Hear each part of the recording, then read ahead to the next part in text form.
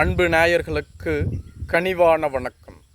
எடப்பாடி மகன் மிதுனுக்கு அதிமுகவில் முக்கிய பதவி. அதிமுகவின் பொதுச் செயலாளரான எடப்பாடி பழனிசாமி நேற்று மாவட்ட செயலாளர்களின் ஆலோசனை கூட்டத்தை நடத்தினார். இந்த தேர்தலில் அதிமுக மிகப்பெரிய தோல்வியை சந்தித்துள்ளது. ஆளும் கட்சியாக இருந்து எதிர்க்கட்சி வரிசைக்கு வந்த அதிமுக இந்த தேர்தலில் 3வது இடத்திற்கு தள்ளப்பட்டுள்ளது. அதிமுக தலைமையிலான கூட்டணி வெறும் 53 இடங்களில் மட்டுமே வெற்றி பெற்றிருந்தது. அதிமுக தனித்து 47 இடங்களில் வெற்றி பெற்றிருந்தது. அதில் 4 சட்டமன்ற உறுப்பினர்கள் தங்களது பதவியை ராஜினாமா செய்துவிட்டு தாவேகாவில் இணைந்து விட்டார்கள்.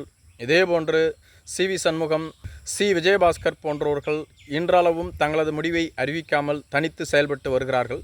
மேலும் அதிமுகவினுடைய முன்னாள் அமைச்சர்கள், மூத்த நிர்வாகிகள், மாவட்ட செயலாளர்கள் என பலர் தாவேகா மற்றும் திமுக என்ற கட்சிகளில் இணைந்து வருகிறார்கள். காரணம், இனிமேலும் எடப்பாடி பழனிசாமியால் அதிமுகவை வெற்றி பாதைக்கு கொண்டு வர முடியாது. அவர் தலைமை பொறுப்புக்கு வந்ததிலிருந்து தொடர்ச்சியான தோல்விகளைத்தான் சந்தித்து வருகிறார். இவர் தலைமை பொறுப்புக்கு வந்த பின்பு 2019 நாடாளுமன்ற தேர்தல், அதன் பின்பு நடைபெற்ற ஊரக உள்ளாட்சி தேர்தல், 2021 சட்டமன்ற தேர்தல், 2024 நாடாளுமன்ற தேர்தல், தற்பொழுது நடைபெற்ற சட்டமன்ற தேர்தல் என அனைத்திலும் தோல்விகள்தான்.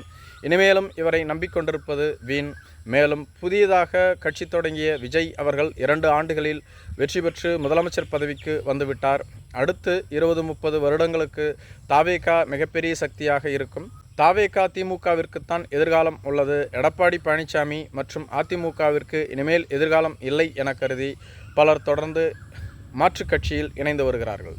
நேற்று நடைபெற்ற ஆலோசனை கூட்டத்தின் பொழுது ஒரு சில சட்டமன்ற உறுப்பினர்கள், முன்னாள் தலைவர்கள் என அனைவரும் தாவேகா போன்ற புதிய கட்சிகளில் இளைஞர்கள் அதிகமாக இருக்கிறார்கள். திமுகவிலும் இளைஞர்கள் ஓரளவிற்கு இருக்கிறார்கள். அதிமுகவில் இளைஞர்கள் குறைவாக இருக்கிறார்கள். எனவே தொழில்நுட்ப பிரிவு மற்றும் இளைஞர் அணி செயலாளர் பதவிக்கு எடப்பாடி பழனிசாமி அவர்களின் மகனான மிதுன் அவர்களை கொண்டு வர வேண்டும். இளைஞர்களை கவர்வதால்தான் கட்சியை கட்டமைக்க முடியும். இளைஞர்களை கவராமல் கட்சியை மறுகட்டமைப்புக்கு உட்படுத்த முடியாது என ஒரு சிலர் பேசினார்கள். இதற்கு எடப்பாடி பழனிசாமி பெரிதாக ஆர்வம் காட்டவில்லை. அதே சமயத்தில் இறுதியாக பேசிய அக்கட்சியினுடைய துணை பொதுச் செயலாளரான கே.பி. முனுசாமி அவர்களோ, நாம் கட்சியை அடுத்த கட்டமைப்புக்கு கொண்டு செல்ல வேண்டும் என்றால் நாம் நமது கட்சியில் இளைஞர்களை அதிக அளவு இணைக்க வேண்டும். கட்சிக்கு இளம் இரத்தத்தை பாய்ச்ச வேண்டும். அதன் அடிப்படையில் மிதுன் அவர்களுக்கு இளைஞர் அணி செயலாளர் பதவியை வழங்கியே ஆக வேண்டும். பொதுச் செயலாளர் அவர்கள்தான் இதில் முடிவெடுக்க வேண்டும். அதே சமயத்தில் பொதுச் செயலாளர் இதற்கு நல்ல முடிவெடுப்பார் என்று நாங்கள் கருதுகிறோம். இனிமேலும் நாம் மூத்த தலைவர்களை மட்டும் வைத்து அரசியல் செய்து கொண்டிருந்தால் இளைஞர்களை கவர முடியாது. தற்பொழுது சோஷியல் மீடியாவில் அரசியல் செய்து கொண்டிருக்கிறார்கள். அதுபோன்ற ஒரு அரசியல் வேண்டும் என்றால் இளைஞர்கள் தேவை.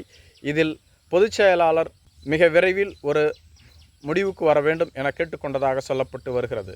இது குறித்து எடப்பாடி பழனிசாமியிடம் விசாரித்த போது எடப்பாடி பழனிசாமி அவர்கள் மிதுனை கட்சிக்குள் கொண்டு வர விரும்பவில்லை என்று சொல்லப்பட்டு வருகிறது. காரணம், நாம் ஏற்கனவே திமுகவை வாரிசு அரசியல் என்று குற்றம் சாட்டி கொண்டிருக்கிறோம். மேலும் அதிமுகவில் இன்றளவும் தலைமை பிரச்சனைக்கு தொடர்ந்து முட்டல் மோதல்கள் இருந்து வருகிறது. இதுபோன்ற சூழ்நிலையில் மிதுனை கட்சிக்குள் கொண்டு வந்தால் அதற்குள்ளாக எடப்பாடி பழனிசாமி வாரிசு அரசியலை தொடங்கிவிட்டார் என்று கூறுவார்கள் என அவர் தயக்கத்தில் இருந்தாலும், கே.பி. முனுசாமி போன்றவர்கள் வாரிசு அரசியல் என நாம் பயந்து கொண்டு நாம் அப்படியே விட்டுவிட்டால் நமது கட்சியை யாராலும் காப்பாற்ற முடியாது. மேலும் நமது வீடுகளில் இருந்தே தாவேகாவிற்கு வாக்குகள் சென்றிருக்கிறது. அதையே நம்மால் தடுக்க முடியவில்லை. அதற்கு காரணம் இளைஞர்கள் நம்மிடம் இல்லை என்பதுதான்.